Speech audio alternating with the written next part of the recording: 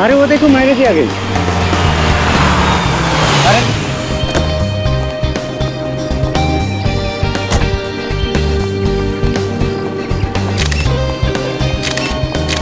Thank you. Ma'am कैसा लगा आपको घूमने? कहाँ लेना है? मैम हमने सुना है कि आप घूमने के लिए स्विट्जरलैंड गई थी।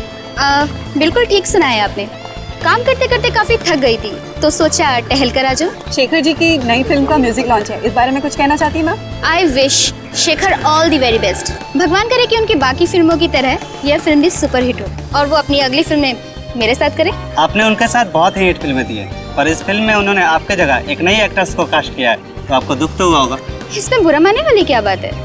शेखर को लगा होगा कि शायद उस रोल में एक नई लड़की अच्छी तरीके से फिट हो सकती है, that's it. But I am sure Shekhar के पास अगर मेरे लायक कोई स्क्रिप्ट होगी तो वो मुझे बताने में झिझकेंगे नहीं।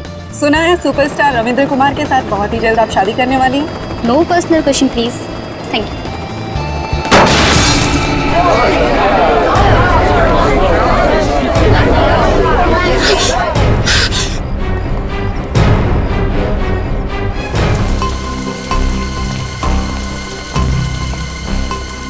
जब ये कुणाल नीचे गिरा तो कौन कौन लोग थे यहाँ? सर मैं और मीडिया वाले थे। कहाँ से गिरा ये? सर पता नहीं, वो नहीं देखा। मतलब?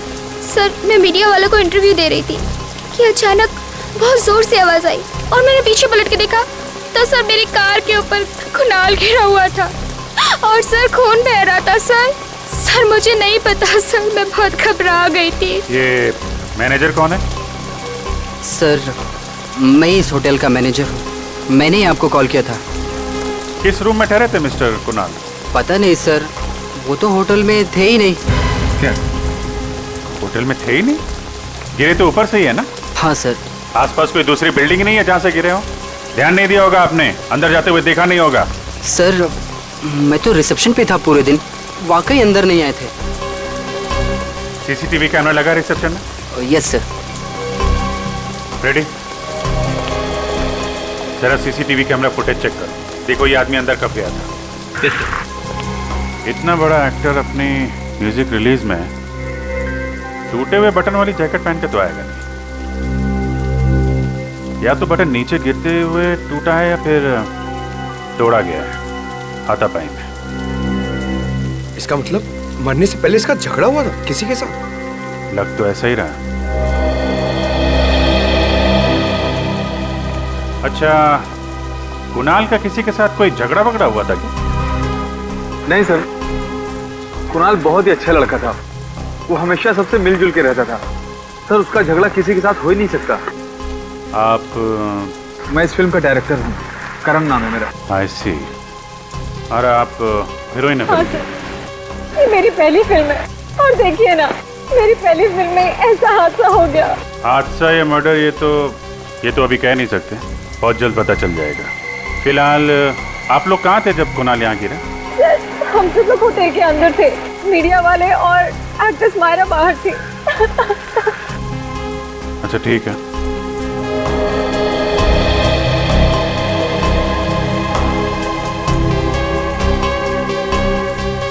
जिस तरीके से ये कार की छत हिचकी हुई है, काफी इम्पैक्ट है, मतलब ये काफी ऊंचाई से गिरा है।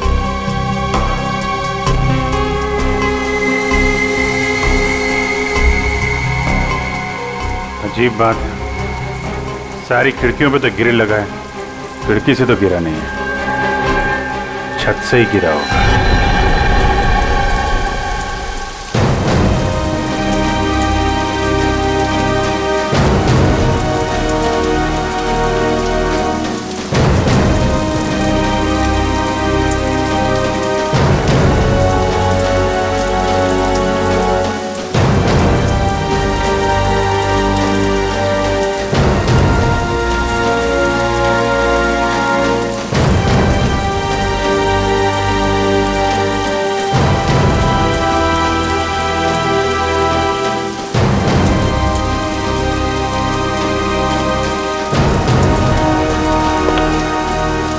सर होटल के सारे कमरे चेक कर लिए, दिक्कत कहीं भी ये नहीं लगता है कि कुणाल वहां से कूदा है।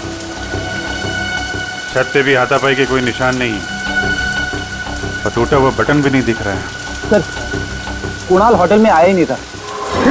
होटल में आए नहीं? नहीं सर, मैंने पिछले 7 दिन का सीसीटीवी फुटेज चेक किया है, कुणाल होटल में आया ही नहीं था। ये कैसे हो सकता है? सर ये भी तो हो सकता है कि कुणाल होटल आया हो और खूनी ने उसका सीसीटीवी फुटेज मिटा दिया हो। कहीं होटल में कोई काम करने वाला तो खूनी नहीं है? सर ये भी हो सकता है कुणाल भेष बदल के इस होटल में आया हो, फिर यहाँ से उसने कूद के आत्महत्या कर ली। होने को तो कुछ भी हो सकता है। अब तो डॉक्टर सारुंके ही बताएंगे कुणाल का खून हुआ है या कुणाल ने आत्महत्या की है।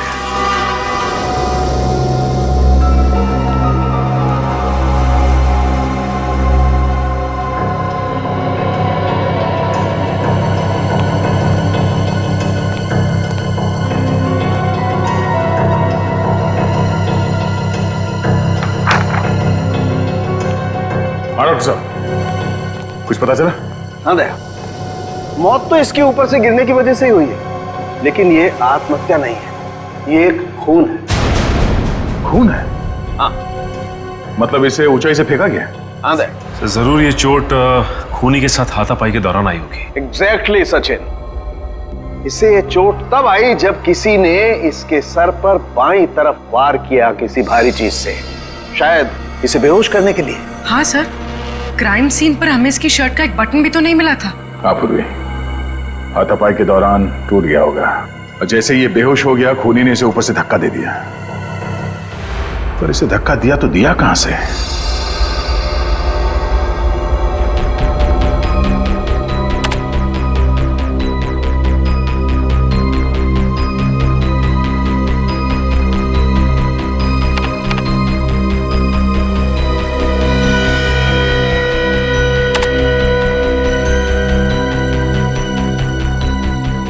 सर हमने होटल के कमरे, होटल की छत सब अच्छी तरह से चेक कर लिया सर, पर वहां पे कोई सुराग नहीं मिला।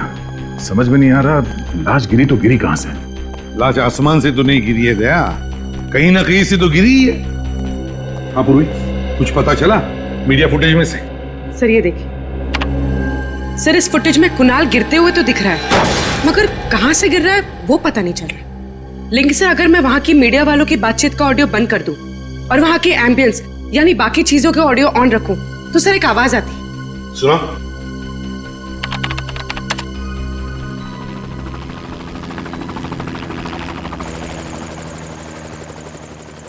सर ये कैसी आवाज है? देखते हैं फ्रेडी, पता करते हैं। जरा फिर से सुनो।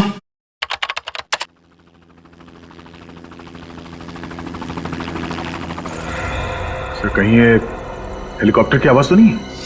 मुझे भी यही लगता है, ये हेलीकॉप्टर की ही आवाज है। तो मतलब है कुणाल को हेलीकॉप्टर से नीचे फेंका गया? मीडिया इवेंट के दौरान हेलीकॉप्टर उड़ा होगा और उसी में से कुणाल को नीचे गिरा दिया गया होगा। पूरी काम करो, पता लगाओ उस इवेंट के दौरान कितने हेलीकॉप्टर ने उड़ान भरी थी और किसने बुक किया था। सर इस सब में दो चीजें सामने आती है। एक ये कि खूनी अमीर और बहुत ही पहुंचा हुआ आदमी है, हेलीकॉप्टर बुक करना किसी आम आदमी के बस की बात नहीं है। और दूसरा ये कि कुणाल खूनी को अच्छी तरह से जानता होगा, तभी तो वो हेलीकॉप्टर में बैठने के लिए राजी हो गया। सर जिस वक्त कुणाल को फेंका गया उसके कुछ ही देर बाद उन्नति मैदान में एक हेलीकॉप्टर क्रैश हो गया सर। क्या? उन्नति मैदान में हेलीकॉप्टर क्रैश हो गया? तो फिर दया कहीं वही हेलीकॉप्टर तो नहीं जिसमें से कुणाल को फेंका गया? हाँ पता नहीं सर कैसे हुआ है, समझ में नहीं आ रहा है। अभी तक कोई आया क्यों नहीं? इंश्योरेंस प्रीमियम के लिए तो दौड़ कर आते हैं। सर लगता है वो लोग आ गए।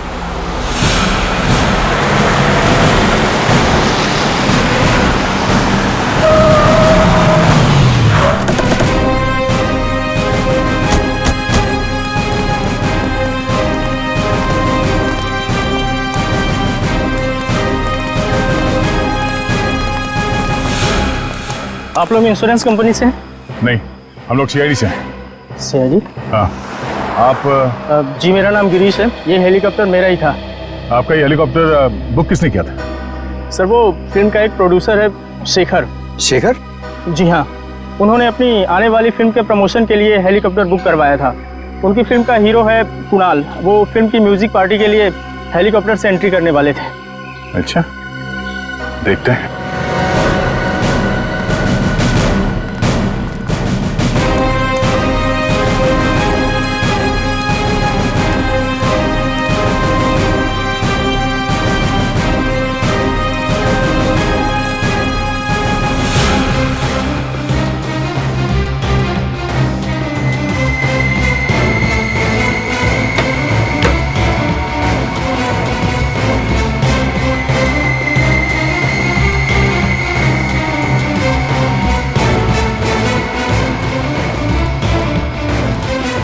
अरे सुनिए, हेलीकॉप्टर के अंदर कोई लाश मिली? नहीं सर। सर, कहीं कुणाल ने हेलीकॉप्टर से कूद के आत्महत्या तो नहीं कर ली? नहीं पंकज, डॉक्टर सालुंके ने बताया कि ये मर्डर है। जरूर कुणाल के साथ कोई ना कोई था हेलीकॉप्टर में जिसने उसे पहले मारा, बेहोश किया और फिर हेलीकॉप्टर से बाहर फेंक दिया, और शायद पैराशूट से वो बाहर निकल गया। सर, कहीं ये सारा किया तरह शेखर का तो नहीं? सर, वो मैं होटल में भी नहीं मिला था। सर, ऐसा कौन सा प्रोड्यूसर होगा जो अपने ही फिल्म के म्यूजिक लॉन्च में मौजूद ना हो सकता है। एक काम करो, चारों तरफ नजर दौड़ा, और हाँ, वो ब्लैक बॉक्स पता करो, ब्लैक बॉक्स कहाँ है। उसी से पता चलेगा इस खूनी के बारे में। सर,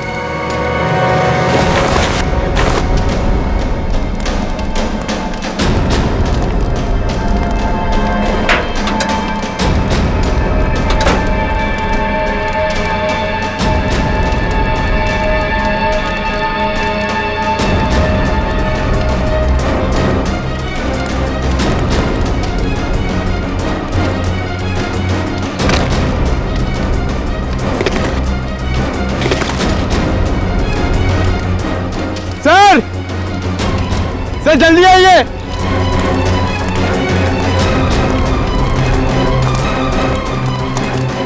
सर ये देखिए, ये पैराशूट है। गुड जॉब पंकज, आजकल बहुत काम करने लगे हो। हाँ, थैंक यू सर। सर,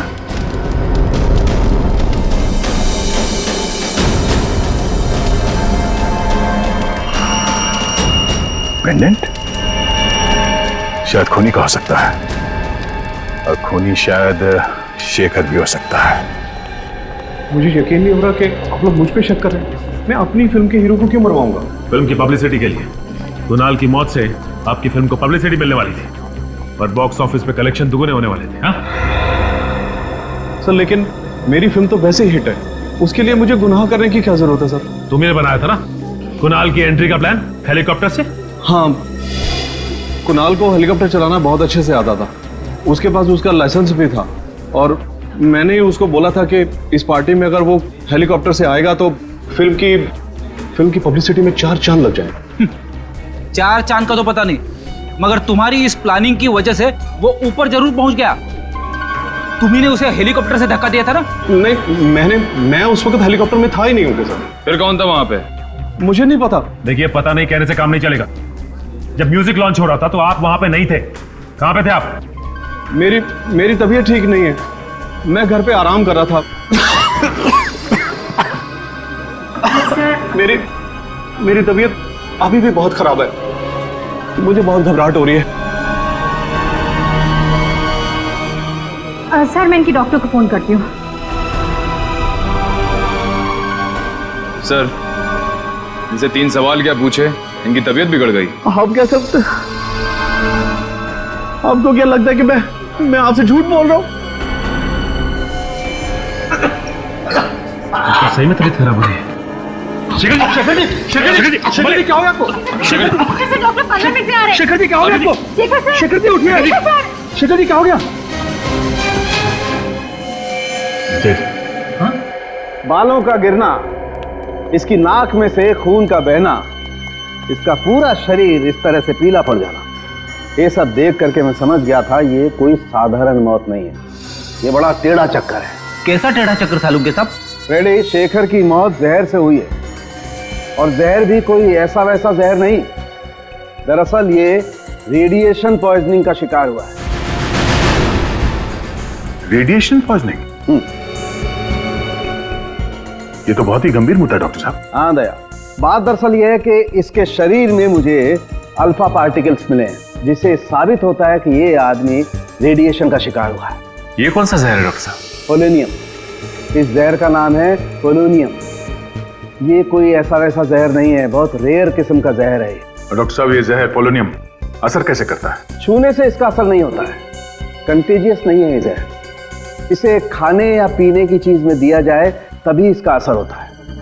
ये धीमा जहर, स्लो पॉइजन। इसमें इंसान सबसे पहले अपने आप को बहुत कमजोर महसूस करने लगता है। उसे लगता है जैसे वो बहुत बीमार हो गया है, और उसके बाद उसके शरीर में ऐसे लक्षण आते हैं जैसे इस शेखर के शरीर में आए। उसका एक एक अंग धीरे धीरे काम करना बंद कर देता है, और इस वजह से इंसान की मौत हो जाती है। इतना धीमा जहर? सर, ये जहर शेखर की बॉडी में कब गया होगा? मौत से तकरीबन 24 घंटे पहले। 24 घंटे पहले? और ये पोलोनियम जहर खूनी के पास कहां से आया होगा? ये हर जगह आसानी से तो नहीं मिलता। मैं एक काम करता हूं दया, मैं जानने की कोशिश करता हूं कि इस शहर में किस किस के पास ये पोलोनियम नाम का जहर हो सकता है। तब तक हम पता करते हैं कि मरने के ठीक 24 घंटे पहले ये शेखर कहां था और किसके साथ था। अभिजीत, ब्लैक बॉक्स की रिकॉर्डिंग सुनते हैं, पता चल जाएगा उड़ान के वक्त हेलीकॉप्टर में क्या बातें चल रही थी। सब प्ले कर दो। हाँ।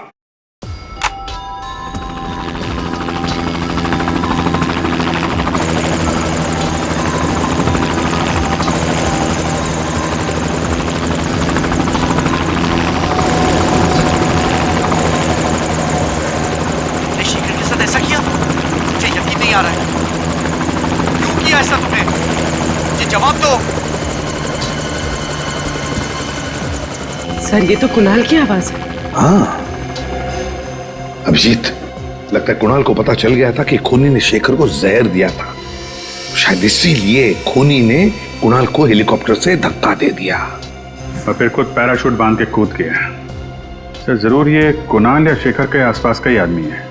हाँ, साउंड के बता रहा था ना कि वो पोलोनियम जहर को असर दिखाने में 24 घंटे लगते हैं। तो अगर ये पता चल जाए कि मौत से 24 घंटे पहले शेखर किसके साथ था, तो समझ लो हम खूनी तक पहुंच गए। सर, 24 घंटे पहले शेखर वैलेंटाइन्स बैंक्वेट हॉल में था सर। Valentine's banquet hall? वो तो राजा पार्क के वहां है। हाँ सर, वही वाला। शेखर ने फिल्म खत्म होने की खुशी में वहां पे एक छोटी सी पार्टी दी थी। फिल्म के सारे आर्टिस्ट और टेक्नीशियंस को बुलाया गया था सर इस पार्टी में। तो फिर उन्हीं में से कोई है जिसने शेखर और कुणाल को मारा है। अरे सारुंगा साहब, आप यहाँ पे? हाँ अभिजीत, मुझे मालूम है। मुझे यहाँ देख करके तुम्हें उतनी खुशी हो नहीं रही है जितनी लैब में किसी और को देख करके होती है। वो बात नहीं है सर, लेकिन क्या करूं यार, आना पड़ा, क्योंकि उस पोलोनियम वाले साइंटिस्ट का नाम सिर्फ मैं बता सकता हूँ, तारिका जी नहीं। तो फिर साइंटिस्ट का नाम बता सारुंगे। देवेन पेटेकर। देवेन पेटेकर? हाँ, ये तो बड़ा भारी नाम है सर। हाँ फ्रेडी, जितना भारी नाम है उतना ही भारी काम है। बॉस, इस देवेन पेटेकर ने पोलोनियम पे जितनी रिसर्च की है ना, उतनी किसी ने नहीं की। उसका एड्रेस वगैरह है? हाँ बॉस, इस कागज पे उसका एड्रेस, टेलीफोन नंबर सब कुछ लिखा। इस डॉक्टर देवेन पेटेकर से तो हम बाद में मिलेंगे, लेकिन पहले ये पता लगाना पड़ेगा कि वैलेंटाइन बैंक्वेट हॉल में शेखर को जहर दिया किसने। कोना कोना अच्छी तरीके से चेक कर लो। शेखर जी 24 घंटे पहले यहाँ थे। अगर उन्हें यहाँ पे जहर दिया गया है तो उस जहरीले रेडिएशन के कोई ना कोई सुराग यहाँ जरूर मिलेगा। सर, मैं आपसे कह रहा हूँ सर, आपको सुन कुछ गलतफहमी हो गई है। यहाँ कौन मार सकता है शेखर जी को? अरे यार, मैं तुम्हारे स्टाफ पे थोड़ी ना शक कर रहा हूँ, मेहमानों में से भी कोई हो सकता है ना? वैसे कल स्टाफ में से कौन था यहाँ पे? कितने लोग थे? 3 थे सर। उनमें से 2 तो आज नाइट में है और एक यहीं पे है। उसका नाम मयंक है। बुलाओ मयंक को, बुलाओ।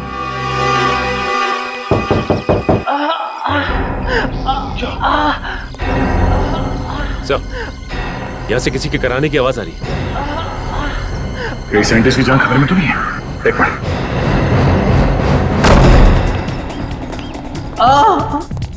उसे पेटेगा?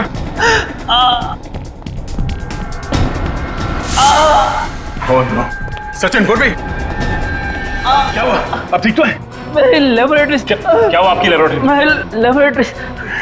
हाँ सर, एक आदमी काफी देर तक शेखर जी से बातचीत कर रहा था। अच्छा, क्या क्या बात कर रहा था? कुछ सुना आपने? अरे यार सुनो, सीआईडी की मदद करोगे तो कोई तकलीफ नहीं होगी। ओके, बताओ। सर वो विनती कर रहा था कि शेखर जी की आने वाली फिल्म की रिलीज डेट आगे बढ़वा दे, नहीं तो उसका बहुत बड़ा नुकसान हो जाएगा। अच्छा, था कौन ये आदमी? नहीं सर, मैं नहीं जानता वो आदमी कौन था।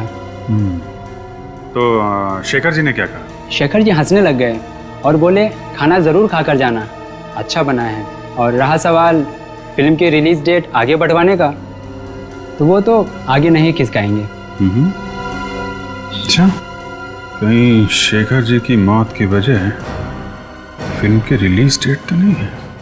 शेखर जी की मौत के बाद अब तो शायद उसकी फिल्म भी वक्त पे रिलीज ना हो पाए। इससे आपकी फिल्म का बहुत फायदा होगा ना? देखिए, किसी की चिता की आग पे रोटियां सेकी नहीं जाती। शेखर जी बहुत ही सीनियर थे और फिल्म इंडस्ट्री के एक नामी गिरामी प्रोड्यूसर थे वो। उनके जाने के बाद फिल्म इंडस्ट्री को जो आघात पहुंचा है उसको शब्दों में बयान करना नामुमकिन है। तो हम मुमकिन कर देते हैं मिस्टर राजेश, शेखर के खूनी की दास्तान सुनाकर। सीआईडी वाले आज यहाँ कैसे आ गए? देखिए प्लीज, अभी आप लोग बाहर जाइए, हम आपको बाद में जवाब देंगे। शेखर जी का खून क्या है? आप लोग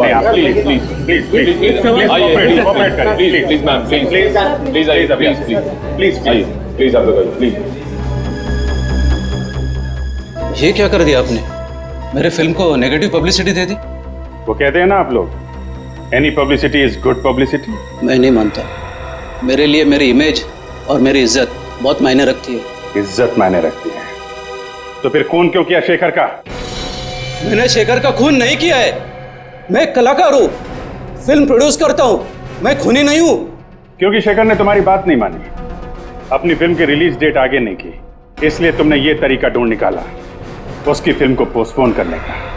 ये बात सच है कि मैं उनको रिक्वेस्ट करने गया था, लेकिन जरूरी थोड़ी है कि उन्होंने बात सुनी नहीं तो मैं उनको खून कर डालूंगा। अच्छा, अगर आपने खून नहीं किया तो फिर किसने खून किया? मुझे क्या पता सर, मुझे तो सिर्फ इतना मालूम है कि मैं निर्दोष हूँ। मेरी बीवी भी अक्सर मेरी बात मानती नहीं है, तो इसका मतलब ये थोड़ी है कि मैं हर एक का खून कर चुका हूँ। जब शेखर का खून हुआ तो कहाँ थे आप? सर उस वक्त मैं होटल में ही था, उनकी फिल्म की हीरोइन समीरा से बात कर रहा था मेरी अगली फिल्म के लिए। सर यहाँ पे तो फिंगरप्रिंट स्कैनर लगा हुआ है। देवेंद्र जी ने स्कैनर इसलिए लगाया होगा ताकि उनके अलावा कोई और इस लैब के अंदर जा ना सके। सब फिर हम लोग अंदर जाएंगे कैसे? अब यहाँ तक आ ही गए हैं तो अंदर भी पहुंच ही जाएंगे।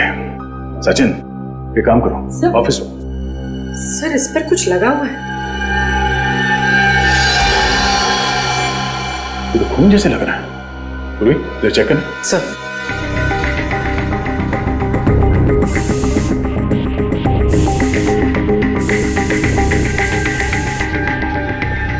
सर ये तो खून ही है। यहाँ पे खून कैसे लगा?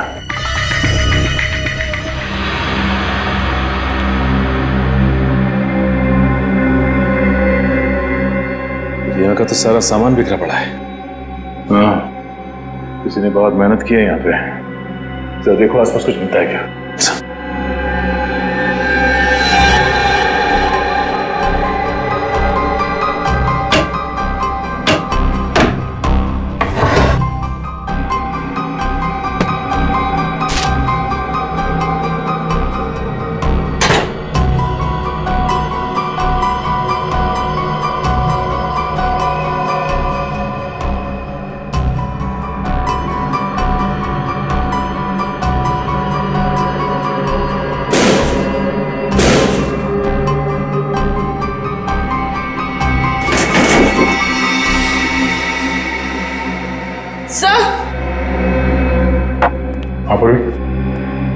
सर इसमें से एक बॉटल गायब है।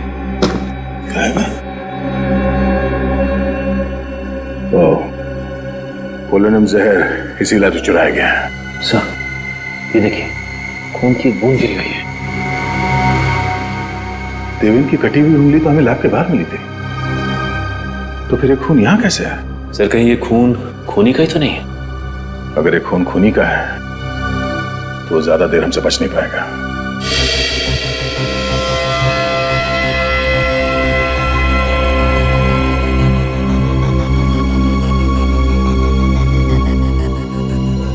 तो इस फुटेज से ये तो साबित हो गया कि राजेश खूनी नहीं है, क्योंकि जिस वक्त कुणाल हेलीकॉप्टर से गिरा ये तो होटल में था समीरा के साथ। ये तो कोई बाहर का ही है, खूनी कोई बाहर का ही है, पर कौन? वो जो कोई भी है, उसे हंटिंगटन नाम की बीमारी। क्या? हंटर? हंटर नहीं फ्रेडी, हंटिंगटन। ये तुझे लेबोरेटरी में मिले खून के डीएनए से पता चला है ना? हाँ बस, लेकिन सिर्फ इतनी जानकारी मिली है, इसका क्रिमिनल डाटाबेस में कोई रिकॉर्ड नहीं मिला है।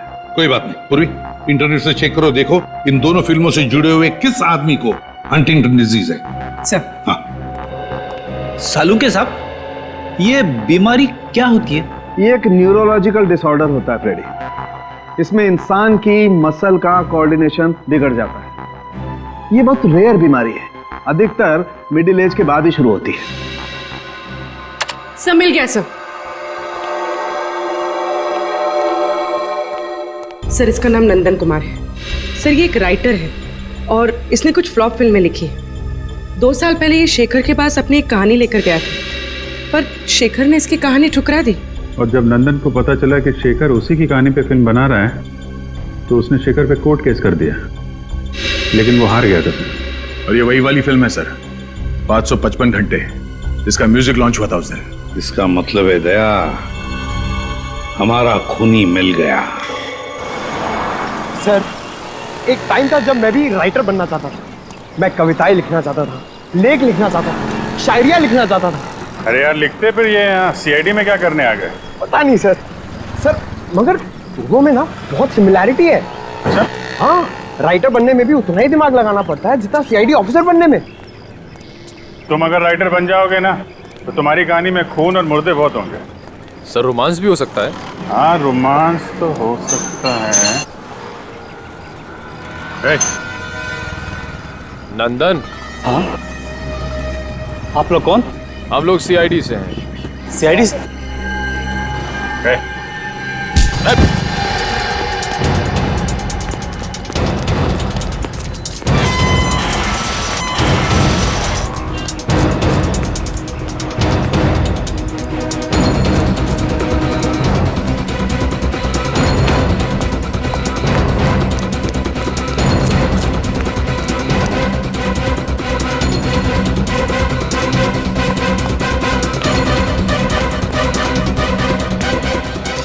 सर उस तरफ तो नहीं मिला।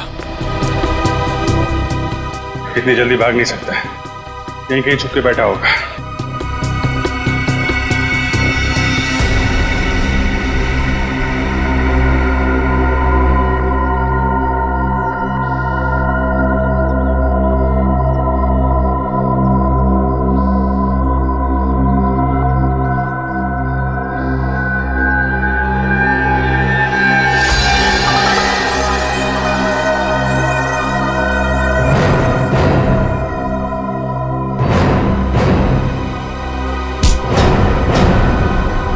छोड़ दो मुझे, छोड़ दो मुझे। तुम जैसे खूनियों को छोड़ा नहीं जाता है, जेल में बंद करके उनकी खातिरदारी की जाती है, समझा? खूनी? मगर मैंने किसी का खून नहीं किया। देखा सर, राइटर ने फिर से कहानी बनाना शुरू कर दी। सर मैं सच कह रहा हूँ सर। 2 खून किए तुमने, कुणाल और शेखर का। सर मगर मैं क्यों मारूंगा? शेखर ने तुम्हारी कहानी चुरा ली थी इसलिए। हाँ चुराई थी, पर उसने गैर कानूनी काम किया था। मगर इसका मतलब थोड़ी ना है कि मैं भी कोई गैर कानूनी काम करूंगा। सर मैंने उसे कुछ नहीं किया सर। साइंटिस्ट देवन की लेबोरेटरी में क्यों गया था? पोलोनियम जहर चुराने के लिए? सर मैं जहर चुराने नहीं गया था, मेरी अगली फिल्म साइंटिस्ट की कहानी पर आधारित है, तो रिसर्च के लिए उनसे बातचीत करने के लिए गया था सर। बातचीत करने? और बातचीत करते करते तुम्हारा खून उनके टेबल पे गिर गया। सर वहाँ पर ब्लेड पड़ा था, मैंने देखा नहीं और गलती से हाथ कट गया सर मेरा। कहानी बनाना बंद करो नंदन, अगर तुम निर्दोष थे तो मैं देख के भागे क्यों? सर कल रात एक बार पे मेरा किसी से झगड़ा हो गया था, मैं सारी रात लॉकअप में था सर, तो मुझे लगा कि आप लोग मुझे फिर से पकड़ने के लिए आ गए, इसलिए मैं भागा। तुम्हारे शेखर साहब को शराब पीने की आदत थी क्या? कभी कभी जब बहुत उदास होते थे तो खुद को शराब के नशे में डुबो लेते थे। उदास? किस बात का दुख था उन्हें? साहब एक दिन नशे की हालत में कुछ बड़बड़ा रहे थे कि उनके अतीत की गलती जिंदगी भर उनका पीछा नहीं छोड़ेगी। अतीत की गलती? कैसी गलती? पता नहीं साहब, ऐसा लगता है कोई अतीत का राज छुपा रहे थे। मैंने सुना है साहब, शराब पीने के बाद इंसान कभी झूठ नहीं बोलता है। सुना तो मैंने भी ऐसा।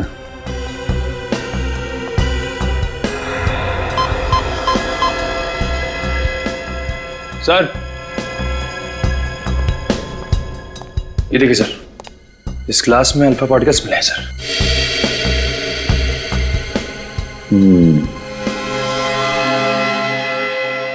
मतलब शेखर को जहर घर में ही दिया गया है, शराब में मिला के।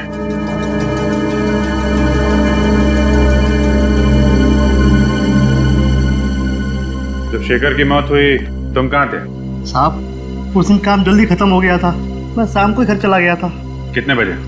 ये कोई करीब 6:30 पौने 7 बजे। सर! हाँ पंकज? सर ये देखिए, यहाँ पे कुछ गड़बड़ है। निकालो।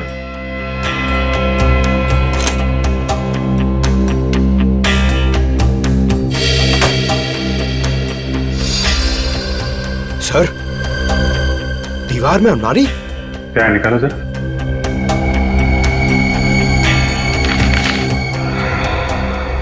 ये देखिए, चिट्ठियां छुपा के रखी हैं। शेखर, लता, लता, किसी लता ने इस शेखर को चिट्ठियां लिखी हैं। कहीं शेखर के अतीत का राज इन चिट्ठियों में तो नहीं छुपा है? कुछ पता चला इन चिट्ठियों में से? हाँ सर, काफी पुरानी चिट्ठियां हैं, 20 साल से भी ज्यादा पुरानी। इतनी पुरानी चिट्ठियां आदमी तभी संभाल के रखता है ना जब उसका कोई इमोशनल कनेक्शन हो, इनके साथ कोई लगाव हो।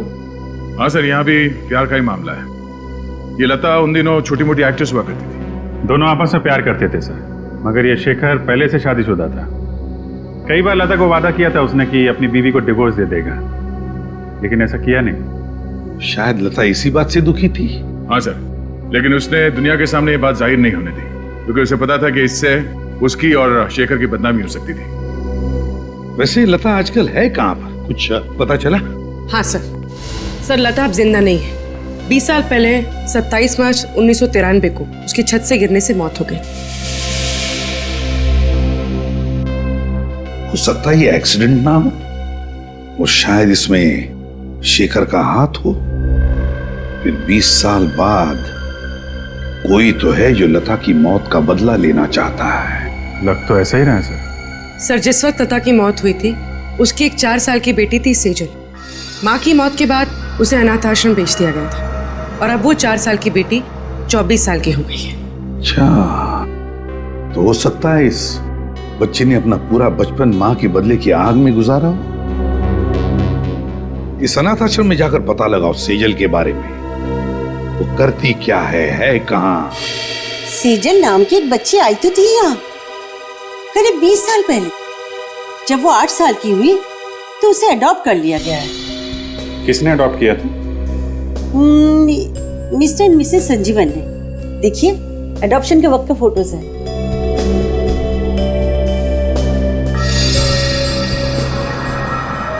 ये देखा? क्या सर? सेजल के गले में पेंडेंट। अरे हाँ सर, ये तो ठीक वैसा ही पेंडेंट है जो हमें हेलीकॉप्टर की क्रैश साइट पे मिला था। एग्जैक्टली, हमारा शक सही निकला। सेजल का इस केस से लेना देना जरूर है। रहती कहाँ है ये सेजल?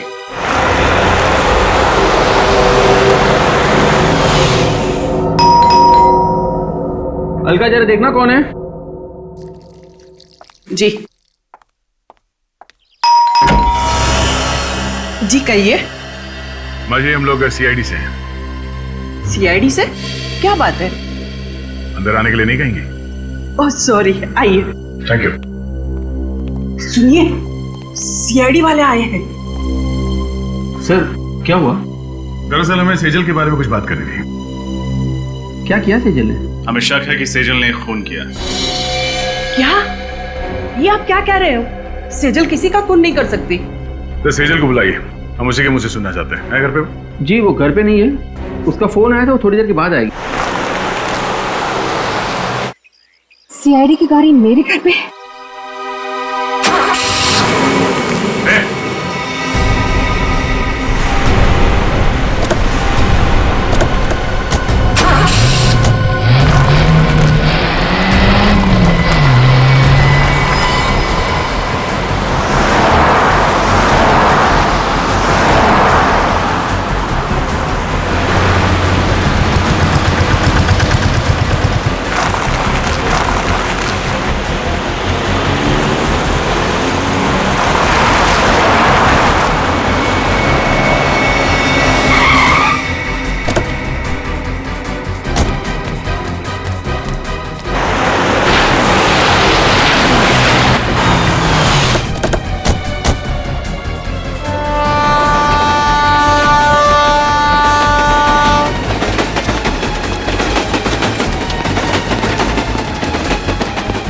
रुक जाओ।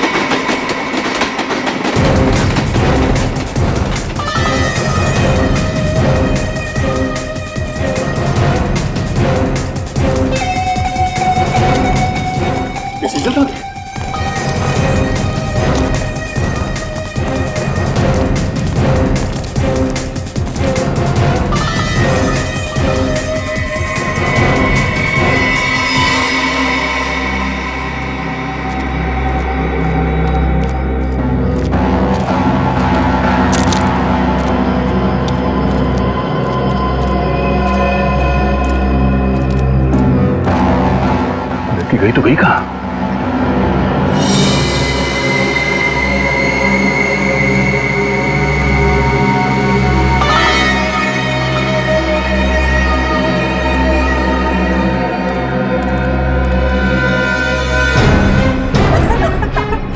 बस बहुत भाग ली, अब जरा अपना मुखड़ा तो दिखा दे।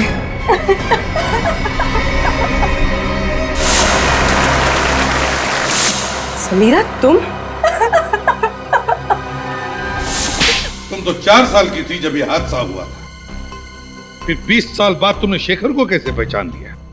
नहीं पहचानती थी, लेकिन मैंने सोच रखा था कि एक ना एक दिन उस आदमी को जरूर ढूंढ निकालूंगी जिसने मुझे अनाथ किया और उसे एक दर्दनाक मौत दूंगी। मैंने पोलोनियम के बारे में कहीं पढ़ा था कि एक धीमा जहर है और सोच लिया था कि इसी से शेखर को मारूंगी। पर शेखर को ढूंढा कैसे तुमने? मैंने उसे नहीं, उसने मुझे ढूंढा। वो अपनी फिल्म के लिए एक हीरोइन की तलाश कर रहा था जिसके जरिए वो मुझ तक पहुंच गया। अच्छा, तो इत्तेफाक से उसके घर में तुमने तुम्हारी माँ ने लिखी हुई चिट्ठियां पढ़ ली और तुम समझ गई कि तुम उस खूनी तक पहुंच गई हो, है ना? हाँ, मैंने उसी दिन से उसे मारने का प्लान बना लिया था। और जब कुणाल को पता चला कि तुमने शेखर को जहर देके मारा है तो तुमने उसे भी मार दिया है? हाँ, बिल्कुल परफेक्ट प्लान था मेरा। पहले होटल पहुंच के मीडिया के सामने तस्वीरें खिंचवाई और उसके बाद वहां के फायर एग्जिट से निकल गई। किसी ने देखा भी नहीं मुझे और हेलीकॉप्टर तक कुणाल के पास पहुंच गई और वहां से निकल गई। माना कि तुम्हारी जिंदगी मुश्किलों से भरी रही, लेकिन इसका मतलब ये नहीं कि बदले के लिए तुम खून पर खून किए जाओगे। 2 खून किए तुमने, तुम्हें तो शायद फांसी ही होगी। सीआईडी के और भी मजेदार और सस्पेंस से जुड़े एपिसोड्स को देखने के लिए हमारे चैनल को सब्सक्राइब करें और बेल आइकॉन दबाना न भूलें।